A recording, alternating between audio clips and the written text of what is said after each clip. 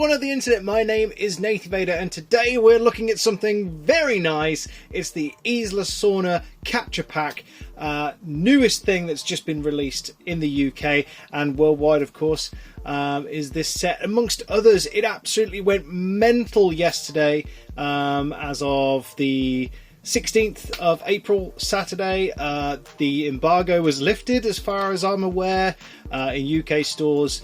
And yeah, the floodgates were opened for Jurassic merch, and I bought a bunch of stuff, and one of them was this. I had to get it. I absolutely love Legacy Collection, and I do love me a good vehicle set, and this is no slouch when it comes to good vehicle sets, because check this out. We've got this new capture vehicle from InGen. We've got a Roland Tembo and we've got a Parasaurolophus, which I believe is probably a juvenile looking at the size, but it's a welcome addition because it is a new sculpt, which is fantastic. So we're going to have a look around the box and then we're going to get this thing out and I'm going to mess it with my hands. I'm going to just like touch the stuff like this. So on the front of the box you've got the capture vehicle here, which is basically a Jeep Wrangler that they sort of bulked out for the second film. And if we get a closer look here, you can see the Roland Tembo figure and the Parasaurolophus. We'll get a better look at it when we take it out of the box. But packaging wise, absolutely lovely. Love the backdrop with the clouds, and also you've got this dried grass base here as well, which is really nice. On the side, just the Jurassic World Legacy Collection logo and another little look there at the Jeep. And on the back, you got a nice setup sort of diorama here showing the action feature of the capture vehicle, so you can see the missile launching feature as it's trying to take down the para, and also you can see that Roland can sit there in that position there, which is quite cool. I quite like that. This is sort of echoing back to the old Lost World stuff, which I absolutely adore. I love quirky vehicles with action features, and I am so far loving this thing. Just a bit more, just you can see like the other dinosaurs that have in this line, and I think that's about it really. There's the code if you need it.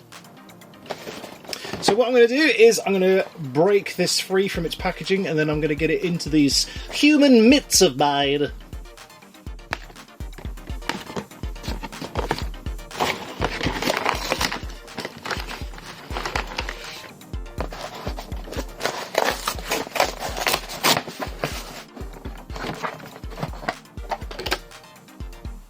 So we've got everything out of the packaging. Let's start with Roland, as that is a nice new Legacy Collection figure.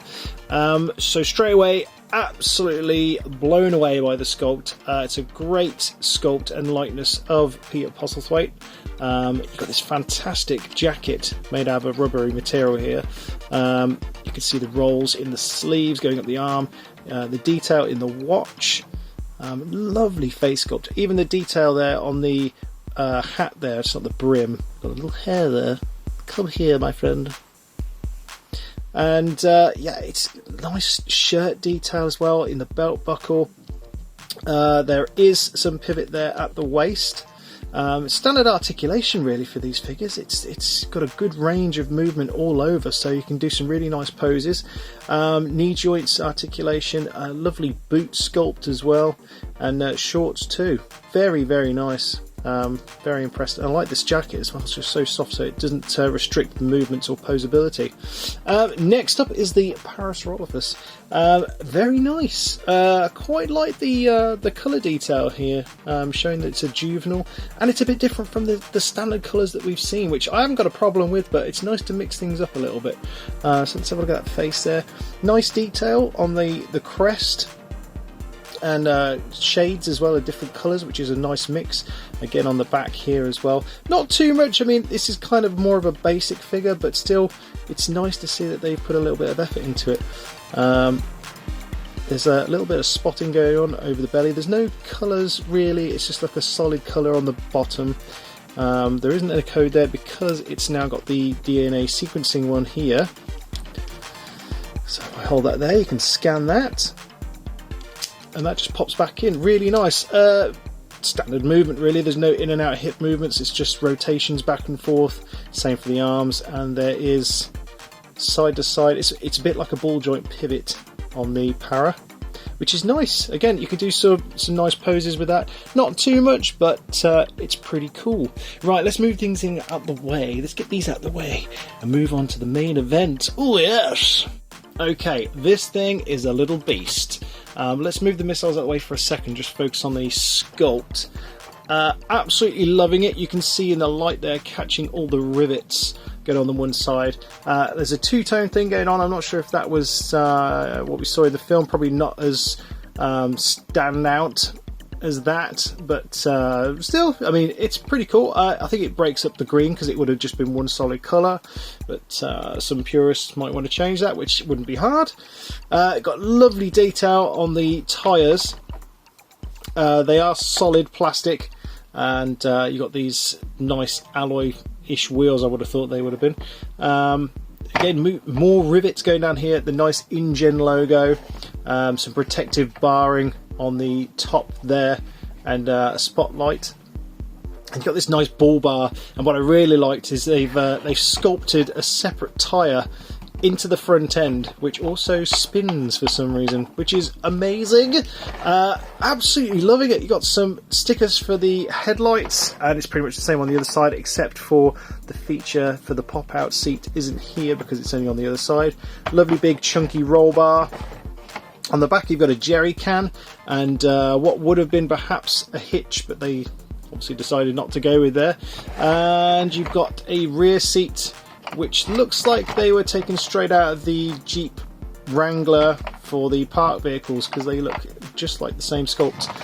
On the inside, you've got some fantastic details going on the steering there, on the dashboard, and the pop-out seat, which I guess we can try now actually, so you can see more of it. So if I just push this button, there you go. Oh my goodness. Ooh. So you can see there is a little panel there showing the stats, and if I zoom in, oh yes, you can see there's like a readout of the power that Tembo is about to take out using the missile launcher, which you can try now. So you get 3 missiles, and if you're asking yourself, whoa, where do I put the other 2 missiles when I'm not using it? Well, you can put them here. They thought about it. You can stow them in the back. How fabulous is that? This takes me back to the ground tracker. I think it's the ground tracker, which was basically the Mercedes ML. There you go. Those 2 fit in there nicely. And if we pop this out, I have to do that again. I love that. Oh yes. If we pop that out and then we push this into here, it just slots in, and it didn't fire. Forgot to mention that I'm an idiot and I didn't push the missile in far enough, because it actually is meant to go just below the surface of this, because you can push that in and it locks in place.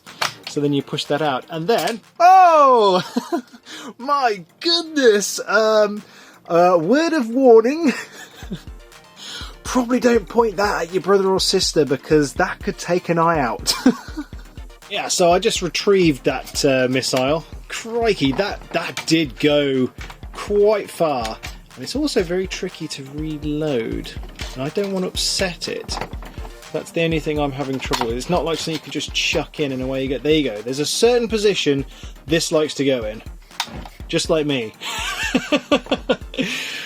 But lock it back in. I really love that. That just harks back to 90s toys. How they used to be dangerous and cool. Let's get Roland in that seat though. Oh yes. I mean, how cool is that? He just looks so at home there. Let's see if he stays in position when we flick the seat out though. Yeah. Oh yeah. Yeah. How cool is that? You can just see it already happening. You're going to be doing some photos. You're going to get this thing lined up to capture the para. You're going to fire the missile. Oh, and you're going to lose the missile. But don't worry, there's spares. Oh, I'm not joking, by the way. I've lost that missile now. I'll have to go looking for it, but not for now. For now, I'm just going to enjoy the remaining 2 missiles and the figures. This is an absolute banger of a set. They really knocked it out of the park. I just wish they put the same level of effort into the Dennis Nedry escape set as they have with this, because this, they've just gone all out. I mean, it's just fabulous. Lovely detail, lovely figure, an extra dinosaur as well, which isn't a new edition. It's sorry, an old edition. It's a new figure they've sculpted for this set, and that I commend. I give you a clap. There, see? Just want to do a quick comparison video. We've got the original Net Trapper from the Lost World Kenner series, and obviously the Legacy collection next to it. And yeah, they both have their quirks. I love them next to each other. They look fabulous. Obviously one is more sort of 90s kid toy-esque with its proportions, and this is more of a collector's piece, but they share similarities and action features like the pull-out seating. It just, yeah, but I do like the spring out feature. I think that is definitely something that the 90s one could have benefited having, but at the same time it's got a net capture side for when you trank the dinos, which I always thought was pretty cool.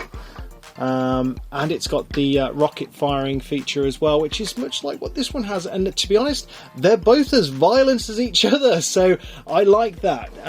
But yeah, it's, you know, they're not far off the same size really, to be honest. Yeah, they look pretty good, and they also have, I noticed as well, they've got the same spotlights on the front end, so they did take some notes from the films, more so this one obviously, but I just noticed as well there's a lovely InGen logo on the front bonnet.